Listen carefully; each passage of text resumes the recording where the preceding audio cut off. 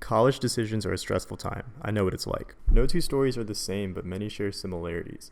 We all know our ideal colleges. For me, it didn't have much to do with what rank the college was in the nation, or thankfully any financial complications, but rather the culture and how I fit in. Felt like I belonged, and that was all I wanted.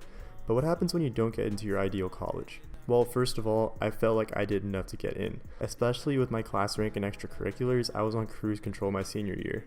I remember the day I read the news. I was lying down on the backseat of my car on a short break from what was a hectic morning at my job.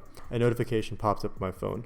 Update to your application status. Excited, I opened it up, but once I read it through, that feeling quickly left. It suddenly felt like my seat cushions were growing in size, pushing into my back. It felt like I could feel myself sinking, all while seeing my future spin out of control. But the world didn't stop for me. It doesn't stop for anyone, for anything. I still had to focus on what was in front of me and go to school. Weeks passed, and looking left, right, and center, people that I known for so long were getting accepted into their schools of choice. Every day was another story. Even my girlfriend at the time was one of a few to get accepted to Stanford. I felt uncomfortable in my own skin. The atmosphere felt so predatory. People would ask me where I was going next year, just so they could let me know that they got accepted somewhere special. People became labeled binarily by their accomplishments or shortcomings, and I grew bitter. I wanted to feel happy for everyone's success, and part of me was, but part of me was so spiteful of the fact that I wasn't successful in my personal endeavors that all I could do was feel jealous of victories all around me.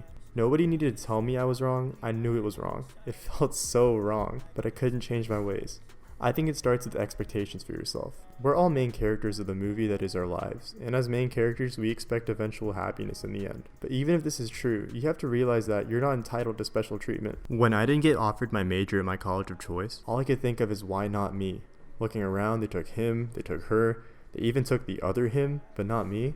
As if I knew more about what the university wanted than they did themselves. I knew it was out of my control, I just had to come to terms with that fact. And look, people get rejected from college for a number of things. It could even be something completely out of your control, like your race or sex. Despite my mom trying to convince me to study data sciences at a college I didn't get my major at, I'm happy now that I'm at A&M for computer science, studying what I want. As long as you go to school studying what you know you want to study, then that's the best victory in itself. The only thing worse than being rejected from your college is to go to college and be studying something you aren't interested in. Some people risk it all and do this at a university for the chance of transferring to what they want later, and it's horrible. I've read so many stories on Reddit of people trying this and it not working out. They're all just lost souls at a university whose shine is worn off. One time I was watching The Voice, and this contestant didn't get any chairs to turn. The contestant was upset, but Pharrell said that at the end of the day, all the contestants go home, and it's what you do with what you have that matters. It's easy to look at college the same way. You spend 4 years as part of the school, but after that time, you're in the same pool as everybody else. To all the people who are thinking to go to a college for the name or just the chance to transfer into your major later, it's likely going to make you very unhappy.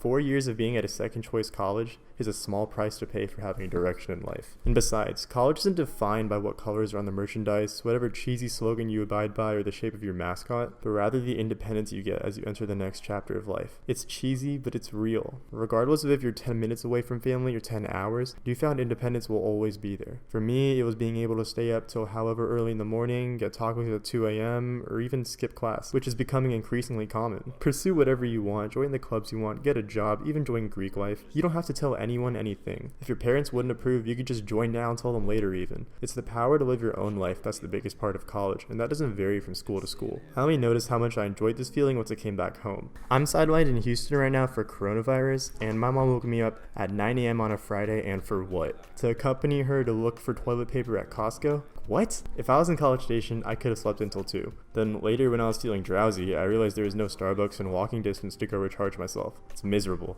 Lastly, I believe it's important to see the bigger picture. This last point means the most to me, and while it's different for every individual, I'm sure you can find a way to see this as well. About 3 weeks ago from writing this, I came back from Indonesia, where I contracted a stomach virus that had me vomiting for a full day. I remember I had to look at the places we were eating at and gauge my likeliness of getting food poisoning each time. Few houses had air conditioning, so people left their doors open for the breeze in exchange for humid air making the walls and floors sweat, while mosquitoes and other pests found seclusion in dark corners of each house. This made me remember what my mom went through to get me here. She was born into a poor family. Given the lack of AC, Indonesia's hot nights translated into sweaty mornings in her bed, a cycle she lived in for over 18 years. She made a promise to herself that at a certain point she would never have to wake up sweaty again. She started working at a fast food joint in high school to start supporting her family, while balancing her education and eventually moved to the US. Once she came over, she lost her mother to a stroke before I was born. When I didn't get into UT, she seemed more upset than I was. I got irritated at her for being like that. Like, how could she pretend to know what it felt like? I didn't get it at first until I sat down with a close friend of my mother that gave me some new insight. She explained that my mom had always lived vicariously through me and my sister, wanting us to explore the opportunities she didn't have for herself growing up. Looking back, I realized that. My parents put me through taekwondo, jazz piano lessons, and like 3 different YMCA sports for some reason. She used to get furious when I was younger and didn't do well in school.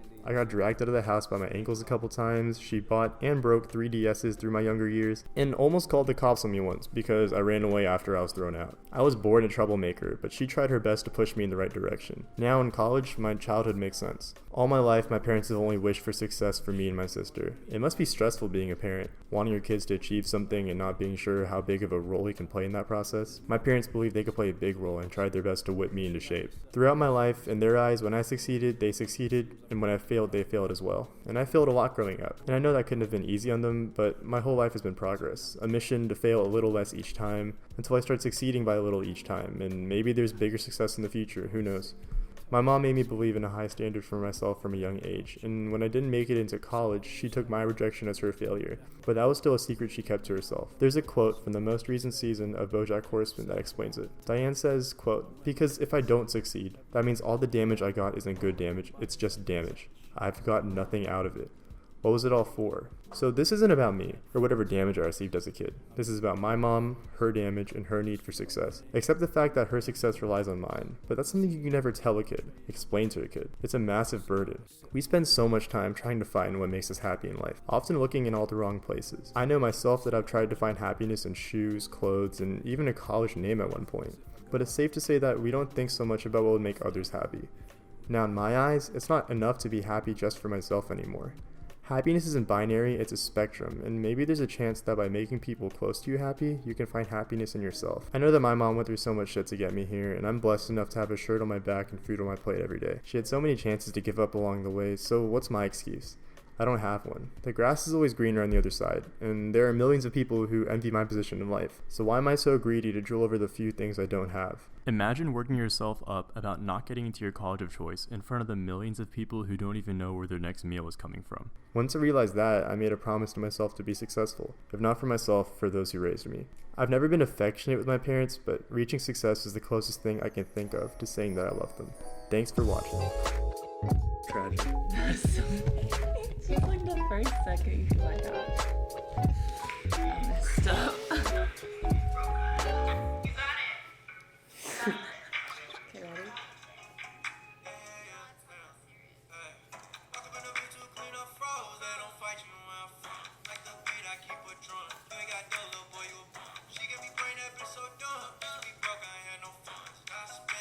I forgot. I didn't pop my head. It's okay.